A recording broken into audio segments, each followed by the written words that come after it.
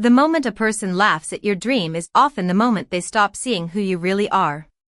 The crystal chandeliers of the Manhattan Grand Regency scattered golden light across a ballroom filled with the most powerful names in American business.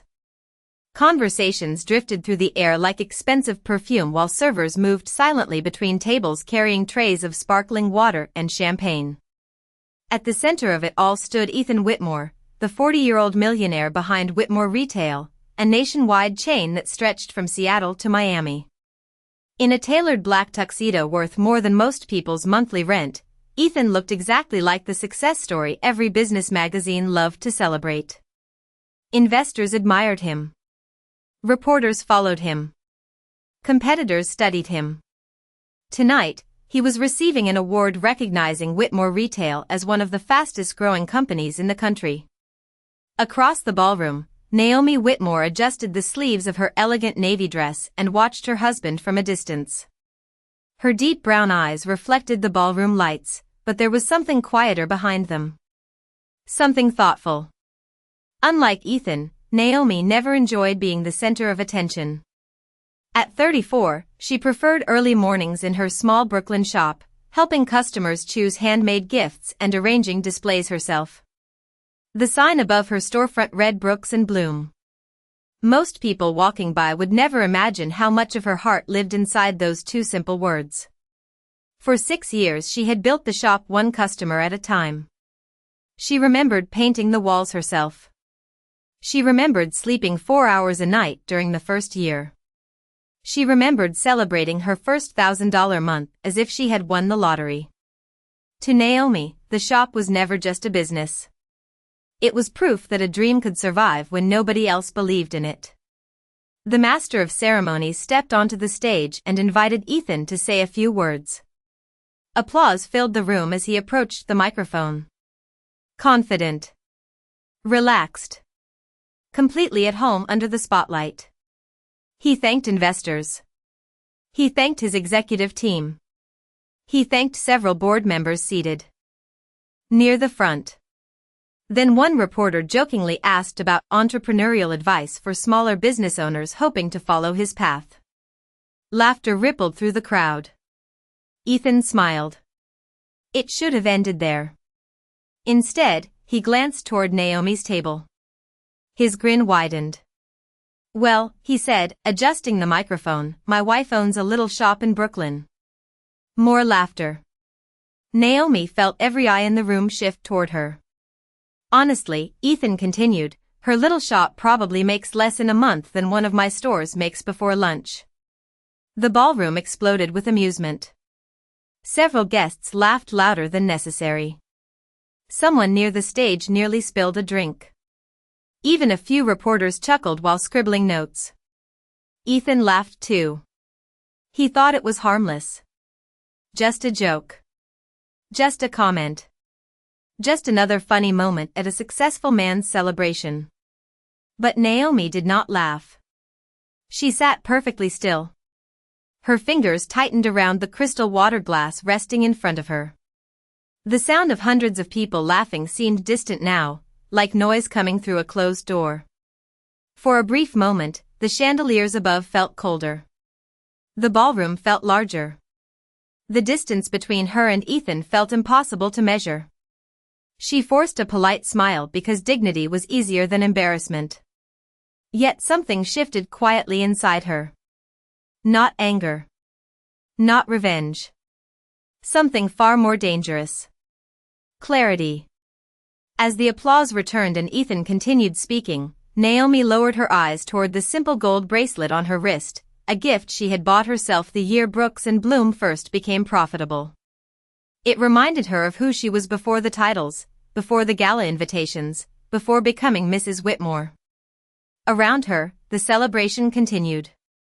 Nobody noticed the silence growing inside her heart.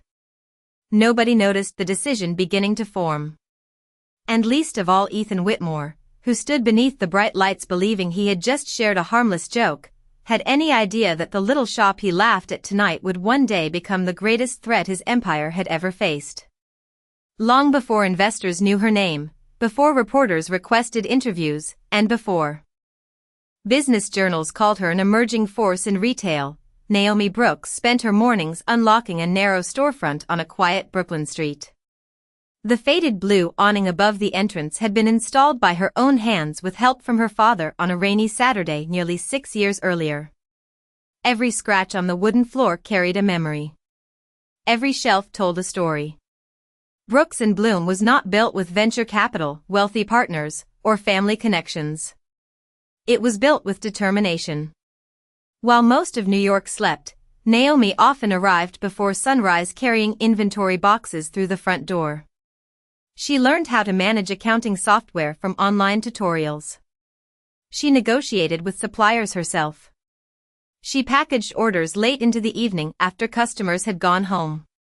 There were months when profit barely covered expenses and weeks when she wondered whether the dream would survive another season. Yet every challenge only strengthened her commitment.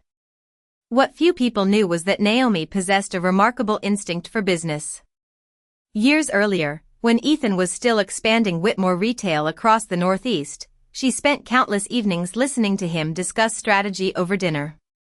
Sometimes she offered ideas. Small observations. Customer trends she noticed. Suggestions about store layouts and community engagement. Ethan often smiled when she spoke. Occasionally he even used her recommendations. More than once those ideas generated impressive results. But success has a strange way of rewriting history. As Whitmore Retail grew into a national brand, the conversations gradually changed. Board meetings replaced family dinners. Investor calls interrupted weekends. The company became larger. Ethan became busier. And Naomi became easier to overlook. By the time reporters described Ethan as a self-made visionary, very few people remembered the woman quietly supporting him behind the scenes. The following morning after the gala, soft sunlight spilled through the front windows of Brooks & Bloom.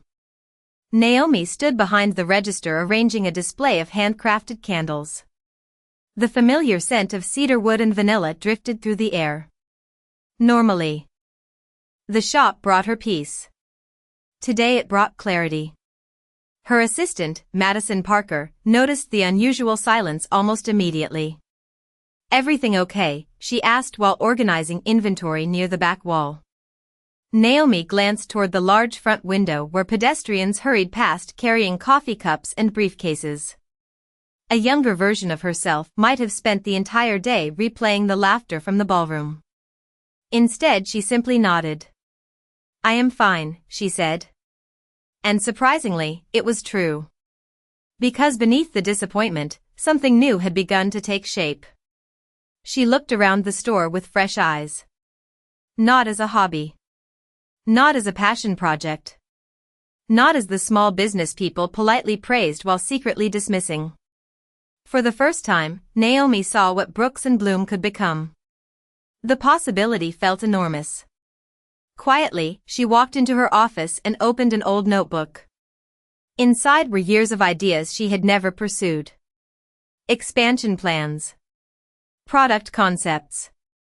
Marketing strategies. Partnerships. Dreams she once considered too ambitious. Her fingers rested on the first page. Then she smiled.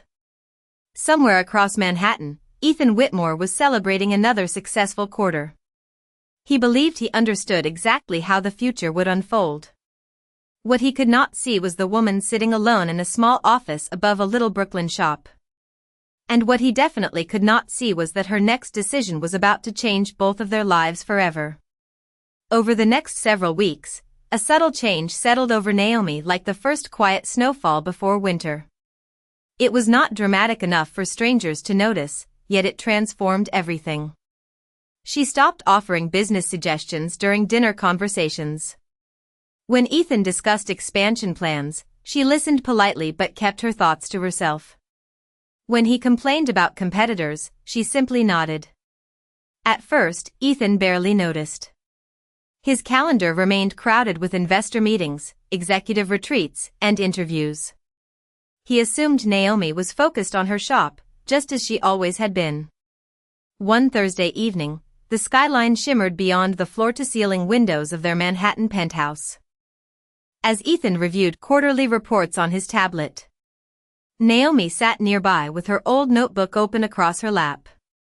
Page after page contained ideas she had collected for years. Some were handwritten in blue ink. Others were attached with sticky notes faded by time. What once looked like scattered dreams now resembled a blueprint. Her eyes paused on a concept she had written nearly 3 years earlier: curated lifestyle collections designed around meaningful moments instead of products. She remembered sharing the idea with Ethan long ago. He had smiled and called it charming. The word returned to her now, floating through her memory like distant music. Charming. Small. Cute. Safe. The language people used when they did not believe something could become powerful. Naomi closed the notebook and looked out at the city lights. Thousands of windows glowed against the night sky. Somewhere inside those buildings lived customers she had never reached. Families who would connect with her brand if only they knew it existed. For the first time, she stopped thinking like a shop owner. She began thinking like a founder. The following morning, she arrived at Brooks & Bloom before sunrise. The street was quiet except for a delivery truck parked half a block away. Inside the store, she gathered her team around a display table. Madison watched curiously as Naomi spread sketches, reports, and marketing concepts across the surface. There was a different energy in her voice that morning. Calm. Focused. Certain. She spoke about expanding online operations. She spoke about storytelling through products. She spoke about creating a brand that customers could recognize across the country. By the time the meeting ended, even Madison seemed stunned by the scale of the vision. Yet Naomi felt strangely peaceful. She was no longer trying to prove anyone wrong. She was finally allowing herself to dream without permission. Days turned into weeks. New suppliers joined the business. Product photography improved. The website was redesigned. Social media campaigns began attracting attention beyond New York City. Small victories appeared everywhere. An influencer featured one of their collections. Orders arrived from California, Texas, and Illinois. Customer reviews poured in praising the authenticity behind the brand. Each success felt like a brick placed carefully into the foundation of something larger. Meanwhile, Ethan remained unaware of how much had changed. He still viewed Brooks & Bloom as a pleasant side project. A little shop. A small dream. One evening, as he prepared for another business trip, he glanced at Naomi working late at the dining table surrounded by documents. "You really put a lot of effort into that store," he said casually. Naomi looked up and smiled. "I do." Ethan returned the smile and grabbed his suitcase. He never asked what she was building. He never imagined how far her vision extended. And as the apartment door closed behind him, Naomi opened her notebook to a page she had never dared to act on before. At the top, written in bold letters years earlier, were 3 words that suddenly felt possible: National Brand Strategy. Spring arrived in New York wrapped in soft sunlight and possibility. The months that followed transformed Brooks & Bloom in ways even Naomi had once considered impossible. What began as a single neighborhood store quietly evolved into something far larger than its modest storefront suggested. Orders now arrived by the hundreds each week. Delivery trucks lined the curb outside the Brooklyn location almost every morning. The small office above the shop, once nearly empty, buzzed with activity as new team members joined the growing company. Naomi moved through it all with the same calm determination that had carried her through the difficult early years. She still arrived before most employees. She still reviewed customer feedback personally. She still believed that every package represented a real person trusting her brand. Yet beneath that familiar routine, a remarkable transformation was taking place. Brooks & Bloom was no longer simply selling products. It was telling stories. Each collection celebrated meaningful moments in everyday life. New homeowners, graduates, mothers, friends. Customers responded with enthusiasm that marketing experts struggled to explain. The brand felt authentic in a world increasingly dominated by mass production. One afternoon, Naomi stood inside a photography studio reviewing images for a nationwide campaign. Large screens displayed elegant product arrangements against warm, inviting backdrops. The creative director pointed toward the latest performance reports. Online engagement had doubled in less than 60 days. Customer retention continued climbing. Repeat purchases exceeded expectations. Naomi listened quietly while the team celebrated. She felt grateful, but not surprised.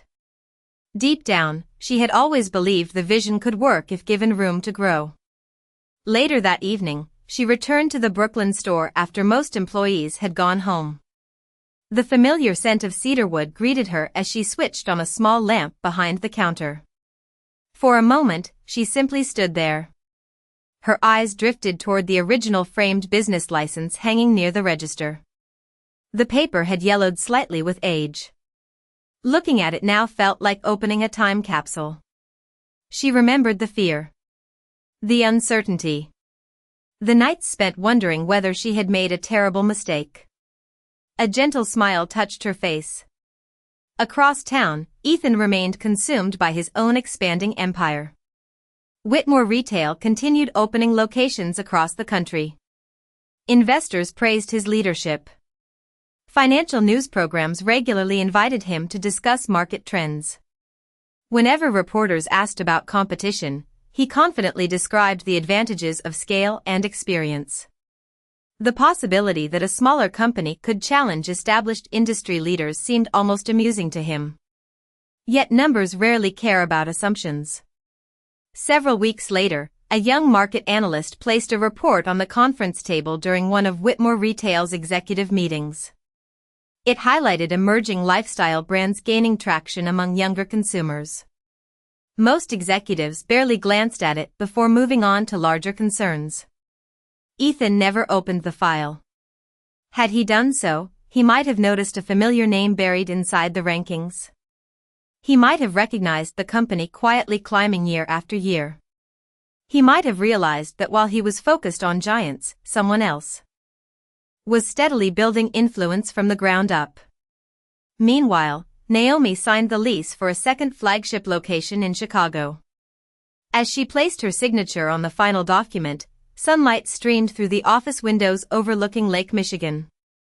The moment felt surprisingly quiet. No dramatic celebration. No grand announcement.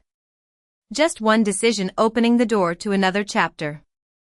She slipped the signed agreement into her portfolio and glanced at her reflection in the glass. The woman looking back appeared stronger than the one who had sat silently in that ballroom months earlier. Not because success had changed her. Because she had finally stopped asking others to measure her worth. And somewhere beyond the horizon of both their lives, two very different paths were moving steadily toward the same destination. Nearly 18 months after signing the lease for the Chicago flagship location, Naomi stood inside a bright corner office overlooking downtown Atlanta. Floor-to-ceiling windows reflected the afternoon sun across polished wood surfaces and carefully arranged design samples spread across a conference table. Brooks and Bloom now operated in 4 major cities, with customers in every state ordering online.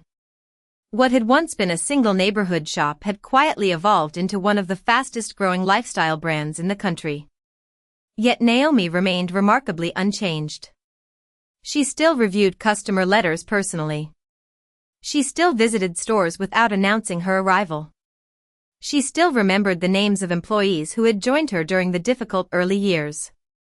Success had expanded her company, but it had not altered her values. That morning, her executive team gathered around the conference table reviewing quarterly performance reports. Madison, now serving as Chief Operating Officer, placed a chart on the screen. The room fell silent. Revenue had exceeded projections again. Customer loyalty rankings continued climbing. Market share had increased across several key demographics. One particular graph drew everyone's attention. A growing percentage of former Whitmore retail customers were choosing Brooks & Bloom instead. Not because of lower prices. Not because of aggressive advertising. Because they felt connected to the brand. Naomi studied the numbers carefully. There was no satisfaction in seeing another company struggle. That had never been her goal. Still, the reality was impossible to ignore. The business world was beginning to notice what customers had already discovered. Brooks & Bloom offered something different. Something personal. Something people trusted. Several hundred miles away in Manhattan, Ethan walked into a quarterly strategy meeting expecting another routine review. The executive conference room overlooked the Hudson River, and the atmosphere felt confident as senior leaders prepared presentations. Whitmore Retail remained profitable. Expansion continued. Investors appeared satisfied. Then the head of market analytics connected a laptop to the presentation screen. "There is one trend we need to discuss," she said carefully. Ethan barely looked up from his notes. The first few slides showed changing consumer behavior. The next highlighted emerging competitors. Then a familiar logo appeared. Brooks & Bloom. Ethan frowned slightly. The analyst continued speaking. Customer engagement numbers. Growth percentages. Brand loyalty statistics. One chart after another revealed the same pattern. The company was expanding faster than nearly every competitor in its category. More importantly, it was attracting customers Whitmore Retail had once considered secure. Ethan finally set down his pen. "How large is this company now?" he asked. The room became unusually quiet. The analyst clicked to the next slide. Store locations appeared across multiple states. Revenue figures followed. National growth projections filled the screen. Ethan stared at the data longer than anyone expected. For the first time, he was not looking at Brooks & Bloom as Naomi's small project. He was looking at it as a serious business. A business with influence. A business with momentum. A business that was suddenly appearing in the same reports as established national brands. Later that evening, he sat alone in his office long after most employees had left. The city lights flickered beyond the glass walls, while the market report remained open on his desk. His eyes returned repeatedly to the company name at the top of the page. Somewhere between surprise and disbelief, another feeling began to emerge. Not fear. Not yet. Something closer to realization. For years he had been watching the largest players in the industry. He had studied major corporations, billion-dollar competitors, and global retailers. All the while, the company making the fastest move toward his territory had been growing in plain sight. And for the first time since that night at the gala, Ethan Whitmore found himself wondering whether he had misunderstood Naomi Brooks far more than he had ever imagined. Autumn arrived with a sharp elegance that seemed to mirror the changing atmosphere inside both companies. In Chicago, Atlanta, Brooklyn, and Dallas, Brooks & Bloom stores welcomed steady streams of customers whose loyalty continued to deepen with every season. Warm lighting, thoughtful displays, and carefully curated collections transformed ordinary shopping trips into memorable experiences. Customers shared photographs online. Lifestyle magazines featured the brand. Business analysts began using a new phrase whenever they discussed Naomi's company. They called it a movement disguised as a retailer. Naomi rarely paid attention to headlines. She remained focused on people. One Friday morning, she visited the original Brooklyn location before sunrise. The familiar blue awning still hung above the entrance. The wooden floors still creaked softly beneath her footsteps. She paused beside the framed business license near the register and allowed herself a quiet smile. So much had changed. Yet this place still felt like home. Meanwhile, several hundred miles away, pressure was beginning to build inside Whitmore Retail.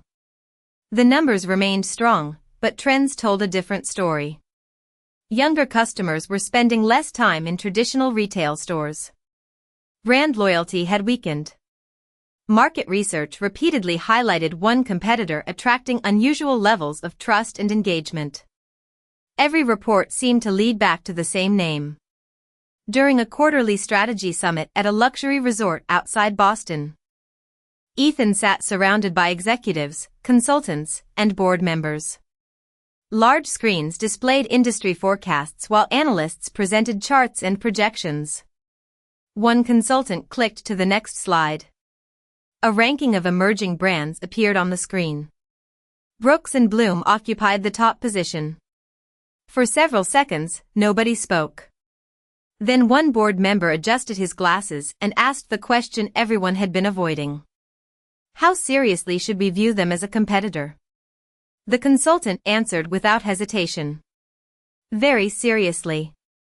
The room grew quiet. Ethan leaned back in his chair, studying the figures. National awareness. Customer retention. Revenue growth. Community engagement. Every metric pointed in the same direction. This was no longer a niche business. It was becoming a major force. For the first time, the conversation was not about whether Brooks and Bloom could compete. The conversation was about how quickly it was catching up. 2 weeks later, both Ethan and Naomi received invitations to the National Retail Innovation Forum in Manhattan. The event gathered influential founders, chief executives, investors, and industry leaders from across the country. Naomi accepted without much thought. Her team had encouraged her to increase her public presence for months. Ethan accepted as well, expecting another routine conference filled with networking opportunities and market discussions. On the morning of the event, sunlight reflected across the glass towers of Midtown Manhattan as guests arrived at the convention center. Luxury vehicles lined the entrance. Reporters gathered near the red carpet. Inside the main ballroom, conversations filled the air while industry leaders exchanged greetings. Ethan entered through a side corridor reserved for keynote speakers. As he reviewed his schedule, a large digital display near the entrance caught his attention. The screen featured photographs of selected executives participating in a leadership panel later that afternoon. Ethan's footsteps slowed. His eyes fixed on one image. There, beneath elegant lighting and beside some of the most respected names in retail, appeared Naomi Brooks. Not as his wife. Not as a shop owner. Not as a supporting figure in someone else's story. The caption beneath her photograph read, Founder and Chief Executive Officer, Brooks and Bloom Holdings.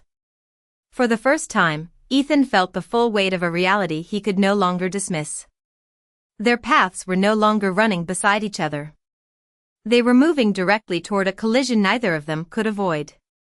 The grand ballroom of the National Retail Innovation Forum shimmered beneath cascading crystal lights as industry leaders filled the room with quiet conversation and measured confidence. Naomi stepped through the entrance wearing an elegant black dress that reflected neither wealth nor status but certainty. She moved with the calm presence of someone who no longer needed approval to validate her success. Around her, executives greeted investors, founders exchanged business cards, and reporters searched for the next headline. Yet Naomi's attention remained fixed on the event itself. She had not come to impress anyone. She had come to represent the company she had built. Across the ballroom, Ethan stood near a gathering of board members when he saw her. For a brief moment, the noise around him seemed to fade. This was not the woman he remembered from years earlier sitting quietly beside him at networking dinners. This was not the owner of a small neighborhood store hoping for recognition. The woman walking through the ballroom carried herself like every successful founder he had ever admired. Several journalists approached Naomi almost immediately. Cameras flashed softly as reporters asked questions about leadership, customer loyalty, and brand growth. Ethan watched from a distance as she answered with clarity and confidence. There was no arrogance in her voice. No desire to boast. Only conviction earned through years of work. The realization unsettled him more than he expected. Later that afternoon, the leadership panel began. Hundreds of guests filled the audience while executives took their seats on stage. Ethan sat near the center. Naomi occupied a chair only a few feet away from him.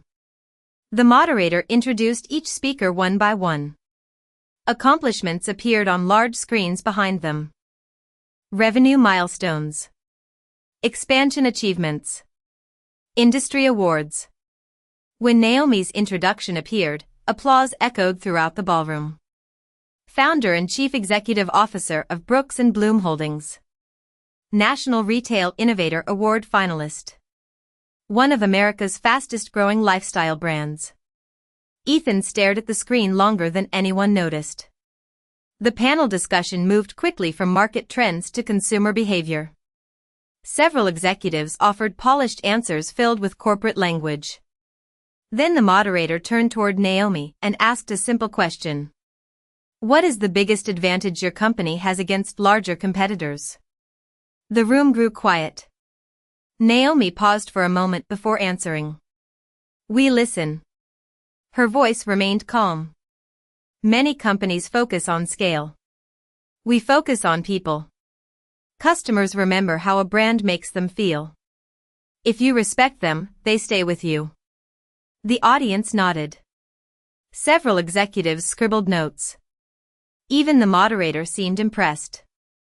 Throughout the discussion, Naomi continued sharing insights that felt genuine rather than rehearsed.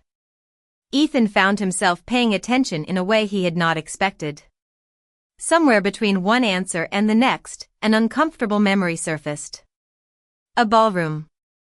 A microphone. A joke that had earned laughter. For the first time, he heard those words from years ago through someone else's ears. The memory landed differently now. Not because Naomi had become successful. Because he finally understood what she had always been. After the panel ended, guests gathered in smaller groups throughout the venue. Investors approached Naomi. Executives requested meetings. Journalists asked for interviews. As Ethan watched from across the room, one respected industry analyst stopped beside him and glanced toward Naomi. She is extraordinary, the analyst said. Most people think Brooks & Bloom appeared overnight. They have no idea how long she has been building this. Ethan followed the analyst's gaze. Naomi stood beneath the ballroom lights surrounded by people who respected her. Not because of her marriage. Not because of her connections. Because of her achievements. And for the first time in years, Ethan Whitmore felt something that success had never taught him how to handle. Regret. The weeks following the Retail Innovation Forum passed with unusual quiet. Outwardly, everything continued as normal. Whitmore Retail launched new campaigns. Brooks & Bloom expanded into additional markets. Financial analysts debated industry trends across television networks and business journals. Yet beneath the surface, something fundamental had changed inside Ethan. For the first time in years, he began looking backward instead of forward. Late one evening, long after the executive floor had emptied, Ethan remained alone in his Manhattan office. The city stretched beneath him in a sea of lights and reflections. A half-finished cup of coffee sat forgotten beside his laptop while reports remained unopened on his desk. Instead of studying quarterly forecasts, he found himself scrolling through old photographs stored in a digital archive. There was Naomi standing inside the original Brooklyn store on opening day, smiling beside shelves she had assembled herself. There she was again holding a handwritten sign advertising a seasonal collection during the company's first holiday season. In another photograph, she stood outside the storefront beneath the faded blue awning while rain fell softly around her. Ethan stared at the images longer than he intended. What struck him was not how much Naomi had changed. It was how little she had changed. The same determination. The same warmth. The same quiet confidence. Somehow he had mistaken familiarity for insignificance. A few days later, he requested a comprehensive market review of Brooks & Bloom. What arrived surprised him even more than the numbers. Customer testimonials filled entire pages. Stories from families who returned year after year. Letters from small business owners inspired by Naomi's journey. Articles describing the company's culture and employee loyalty. One sentence appeared repeatedly throughout different interviews and reviews. People felt seen. Ethan leaned back in his chair and closed the report.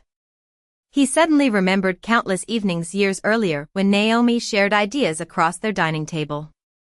He remembered dismissing some of them too quickly. He remembered assuming her ambitions were smaller simply because she expressed them quietly. Success had taught him how to evaluate companies, markets, and opportunities. It had not taught him how to recognize greatness standing beside him every day. Across the country, Naomi continued building her company with the same focus that had always guided her. New store openings filled her schedule. Partnerships expanded. Industry recognition followed. Yet she rarely spoke about competitors. During an interview with a national business publication, a reporter asked whether she viewed larger retailers as obstacles. Naomi smiled gently before answering. I spend very little time looking at what others are doing. My responsibility is to keep improving what we offer our customers. The quote quickly spread across social media and business news platforms. When Ethan read it, something inside him settled. For months he had assumed Brooks and Bloom's rise was somehow connected to him. That it was a response. A reaction. A challenge. But now he understood the truth. Naomi had never built her success to prove him wrong. She built it because she believed in something larger than his opinion. That realization hurt more than any criticism could have. One crisp autumn afternoon, Ethan found himself standing outside the original Brooklyn location. Customers moved in and out carrying shopping bags while warm light spilled through the front windows. The blue awning remained exactly where it had always been. For several moments he simply stood there watching. Years ago, he had looked at this store and seen limitations. Now he saw courage. He saw sacrifice. He saw vision. Most of all, he saw the value he had failed to recognize when it mattered most. And as he looked through the glass toward the business Naomi had built from determination and belief, Ethan finally understood that the greatest success story in his life had never been his own.